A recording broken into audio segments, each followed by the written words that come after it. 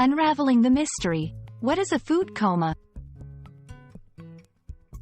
Hello, everyone. Welcome back to our English learning channel.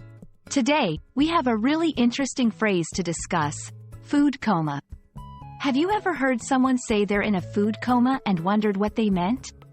Well, you're in the right place, because today we're going to break it down and help you understand this phrase completely. The term food coma is actually a colloquial expression that people use to describe the feeling of being extremely full and tired after eating a large amount of food. It's not a real coma, of course, but the name is used to exaggerate the feeling of sleepiness and lethargy that can follow a big meal. This phrase reflects a common human experience. After eating a lot, your body directs more blood to your digestive system to help process the food, which can make you feel sleepy and less energetic. You might use the phrase food coma in informal settings, particularly when you're talking with friends or family after a large meal.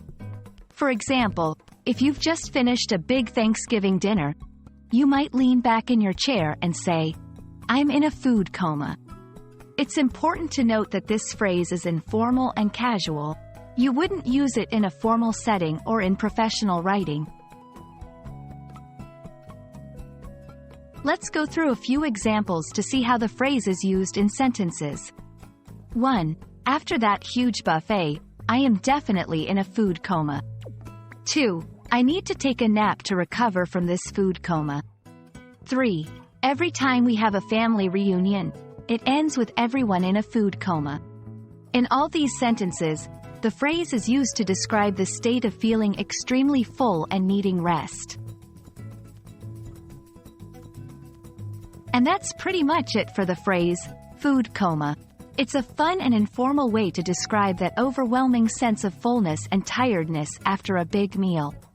We hope this video has helped clarify what it means and how you can use it in conversation. If you enjoyed this video and found it helpful, don't forget to like, share, and subscribe for more content like this. Happy learning, and see you in the next video.